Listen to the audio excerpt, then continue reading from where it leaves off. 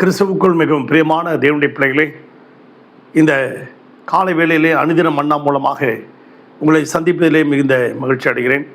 இன்றைக்கும் தியானத்துக்கு எடுத்துக்கொண்ட வேதவசனம் யாக்கோப்பு 2ஆம் அதிகாரம் 22வது வசனம். விசுவாசம் அவனுடைய கிரியைகளினாலே கூட முயற்சி செய்கிறது. விசுவாசம் கிரியைகளோடு கூட முயற்சி செய்கிறது. கிரியைகளினாலே விசுவாசம் பூரணப்பட்டது என்று காண்பிக்கிறோம். கிரியைகளினாலே விசுவாசம் கடைசியில் பூரணப்பட்டு விட்டது. அப்போ ஒரு மனிதனுடைய வாழ்க்கை, அருமையான தேவனுடைய பிள்ளைகளே, அந்த விசுவாசம் அவனுடைய கிரியைகளோடு கூட முயற்சி செய்கிறது. நீங்களும் முயற்சி செய்யுங்க. விசுவாசம் மட்டும் இருந்தால் போராது, அதோட கிரியைகளோடு கூட நாம் முயற்சியும் செய்யணும். விசுவாசத்தை கிரியைகளில் காமிக்கணும், கிரியைகளோடு கூட முயற்சியும் நாம் செய்யணும். அப்படியாக தாமஸ் ஆல்வா எடிசன் பல ஆண்டுகளுக்கு முன்பாக அவர் தெருவில் நடந்து கொண்டு வரும்போது, அங்கே விளக்கெல்லாம் ஒரு காடா விளக்கும் இப்படி எரிஞ்சிக்கிட்டு இருந்தது. தெரு லைட்டு கிடையாது, காடா விளக்கு, இந்த மற்றபடி இந்த செத்தையெல்லாம் போட்டு எரிச்சின்னு இருப்பாங்க. ஒரே கரியாக இருந்தது, எல்லாம் தெருவே ஒரே கரிமயமாக இருந்தது. இதை பார்க்கும்போது அவருக்கு மனசில் கஷ்டமாக இருந்தது. இந்த மாதிரி கரி இல்லாத ஒரு தெரு, இந்த மாதிரி ஒரு விளக்கை நம்ம கண்டுபிடிக்கணுமே, இப்படி காடா விளக்கை கொளுத்தி வச்சுக்கிட்டு இப்படி ரோட்டில் இருக்காங்களே ஜனங்க அப்படின்னு சொல்லி அவர் பல்பை கண்டுபிடிக்க ஆரம்பித்தார்னா, அருமையான தேவனுடைய பிள்ளைகளே, அவர் பல முறை தோற்று போயிட்டார். அப்படின்னா கிட்டத்தட்ட 4 வருஷம் அவர் முயற்சி எடுக்கிறார்.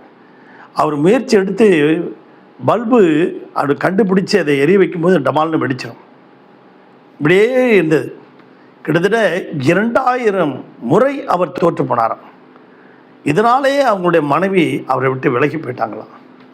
என்னையா உன்னோட பெரிய தொல்லையாக போச்சு, இப்படியே பொழுதுக்கும் இதிலே கவனமாக இருக்கிற அப்படின்ட்டு ரொம்ப டென்ஷன் ஆகி அவங்க பாட்டுக்கு போயிட்டாங்க. பிறகு முயற்சி எடுத்துகிட்டு டங்ஷன் என்ற பிளானட்டில் அந்த மின்சாரத்தை செலுத்தினாராம். அதில் மின்சாரத்தை செலுத்தின போது ஒரு நாள் திடீரென்று பல்பு அப்படி எரிய ஆரம்பிச்சது. உடனே அவருக்கு வெளிச்சம் வந்தது. அவர் பலமுறை முயற்சி செய்து சில நேரத்தில் டமால்னு வெடிச்சிருமா. இப்போ 1 மணி நேரமாச்சு, 2 மணி நேரமாச்சு, 3 மணி நேரமாச்சு, பல மணி நேரம் அப்படியே பல்பு பிரகாசமாக எரிந்து கொண்டே இருந்துதான். மனைவியை மிட்நைட்டில் எழுப்பி போய் அந்த காமிச்சார், நான் கண்டுபிடிச்சதுக்கு பலன் கிடைத்து விட்டது, பாருன்னு. அடப்போயா, சும்மா டிஸ்டர்ப் பண்ணுற, தொல்லை பண்ணுற அப்படின்ட்டாங்களாம். உனக்கு எங்கேருந்து தெரிய போகுது இதனுடைய அருமை. மறுநாள் பார்த்தா அப்படியே அநேகர் ஆராய்ச்சியா அவரை சூழ்ந்து கொண்டாங்களாம் பேட்டி எடுக்க. அன்பு தேவனுடைய பிள்ளைகளே, 4 வருடங்கள் 2000 முறை தோற்று போய் முயற்சி எடுத்து தோற்று போய் 2001வது முறையாக அவர் பல்பை அவர் கண்டுபிடித்தார் என்றால், அப்படியாக நீங்களும் நானும் ஒரு நம்பிக்கையோட விசுவாசத்தோடு கூட முயற்சி எடுப்போம். அப்படியாக மார்க் எழுதின சுவிசேஷம் 2ஆம் அதிகாரத்தில் இயேசு கப்பர்நகூமில் பிரசங்கம் பண்ணிகிட்டு இருக்கார். அங்கே கூட்டங்கள் அதிகமாக இருக்குது. அப்போ ஒரு திமிர்வாதக்காரனை 4 பேர் சுமந்து கொண்டு வருகிறார்கள். வரும்போது பார்த்தா முன்னும் பின்னும் ஏகப்பட்ட ஜனங்கள் நெருக்கமாக இருக்குது. என்னடா செய்யறதுன்னு பார்த்தாங்க. இவங்க 4 பேரும் சேர்ந்து என்ன செஞ்சாங்க, மேலே இருக்கிற கூரையை திறப்பாக்கினாங்க. மேலே இருக்கிற கூரையை திறப்பாக்கி கயிறை போட்டு கட்டி அவங்க அந்த மனுஷனை, ஒரு கையும் காலும் விழுந்தவனை இயேசுநாதர் இருக்கிற இடத்துல இறக்குனாங்களாம். இறக்கினவுடனே இயேசு சொன்னாராம், அவர்களுடைய 4 பேருடைய விசுவாசத்தை கண்டு இந்த மகனுடைய பாவம் உனக்கு மன்னிக்கப்பட்டது, உன் படுக்கை எடுத்துக்கொண்டு எழுந்து நடந்து போ அப்படின்னு சொன்னாராம். அன்பு தேவனுடைய பிள்ளைகளே, இவர்கள் அந்த 4 பேரும் அந்த திமிர்வாதக்காரனை முதலாவது சுமந்து கொண்டு வந்தார்கள். 2வது முயற்சி எடுத்தார்கள்.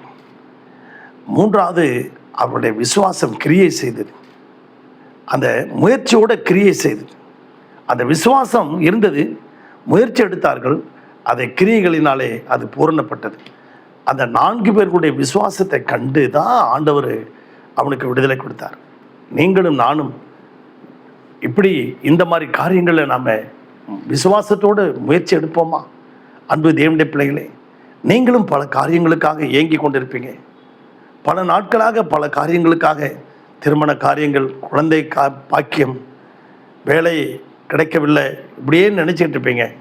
இன்றைக்கு ஆண்டவர் உங்களுக்கு சொல்கிறார், நம்முடைய ஆண்டவர் இயேசு சொல்கிறார், நீங்கள் விசுவாசத்தோடு அதை கிரியைகளை காட்டுங்க.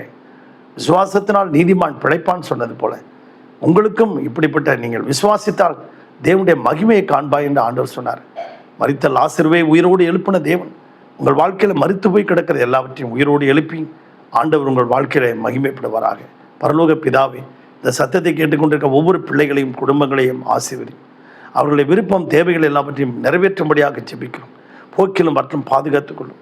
ஒவ்வொரு குடும்பத்தையும் வேலியடங்க ஆசீர்வதியும். இயேசு நாமத்தில் பிதாவே, ஆமேன். God bless you everybody. Thank you.